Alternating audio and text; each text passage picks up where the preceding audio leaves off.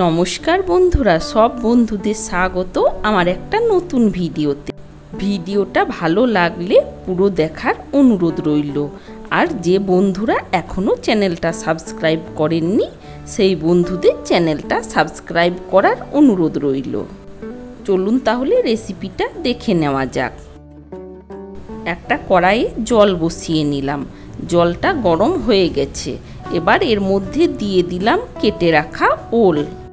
ওলের খোসাটা ছাড়িয়ে ডুমো ডুমো করে কেটে তারপর ভালোভাবে ধুয়ে নিয়েছি। আমি এখানে 500 গ্রাম ওল নিয়েছি। এবার এই ওলের মধ্যে দিয়ে দিলাম সামান্য লবণ, দিয়ে কিছুক্ষণের জন্য ঢাকা দিয়ে সেদ্ধ করে নেব। ওলটা প্রায় 12 থেকে 15 মিনিট মতো সেদ্ধ করে নিয়েছি। 80% মতো সেদ্ধ হয়ে গেছে। এবার এটা আমি নামিয়ে নেব। একটা প্লেটের মধ্যে নিয়ে নিলাম ওই সেদ্ধ করে নেওয়া ওলগুলো।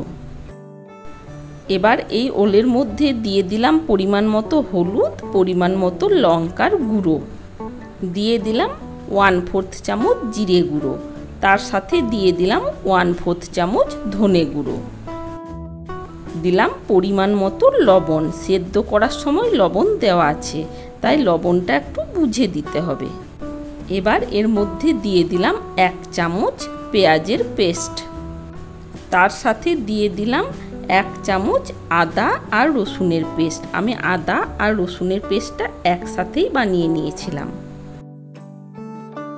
এবার সব মশলা ভালোভাবে ওলের সাথে একটু মাখিয়ে নেব।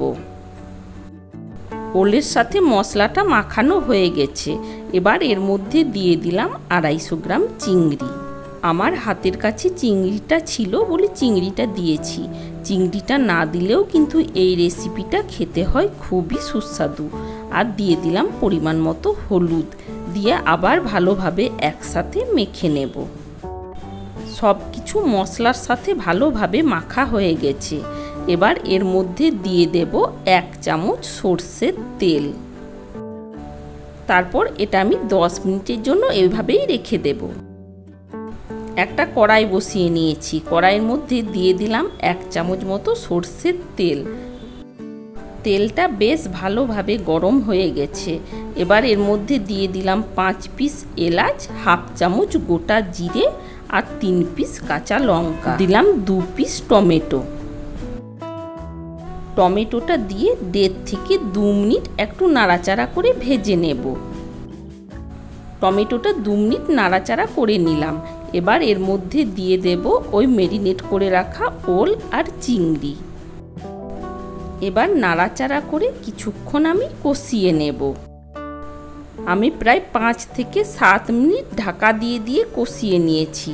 আর মাঝে মাঝে একবার করে নাড়াচাড়া করে নিয়েছি। দেখুন ভালোভাবে কষানো হয়ে গেছে। ওলের এই রেসিপিটা যদি কোনো দিন বানিয়ে না থাকেন তাহলে একবার এই রকমভাবে বানানোর অনুরোধ রইল। দেখুন এবার এর মধ্যে দিয়ে দিলাম জল। জলটা দিয়ে একটু নাড়াচাড়া করে নেব। আর যেহেতু আমার সব কিছুই সেদ্ধ করা আছে তাই খুব একটা বেশি জলের দরকার নেই। আর দিয়ে দিলাম ধনেপাতা। 2 থেকে 2.5 মিনিটের জন্য একবার ঢাকা দিয়ে দিলাম। 2.5 মিনিট পর ঢাকাটা খুলে নিলাম। এবার এর মধ্যে দিয়ে দিলাম খুব সামান্য গরম মশলার গুঁড়ো, আর দিয়ে দিলাম 1/2 চামচ ঘি। আপনারা চাইলে এর মধ্যে সামান্য চিনিও দিতে পারেন। এবার কিছুক্ষণের জন্য আরেকবার ঢাকা দিয়ে দিলাম। 1 মিনিট পর ঢাকাটা খুলে নিলাম। দেখুন তৈরি হয়ে গেছে।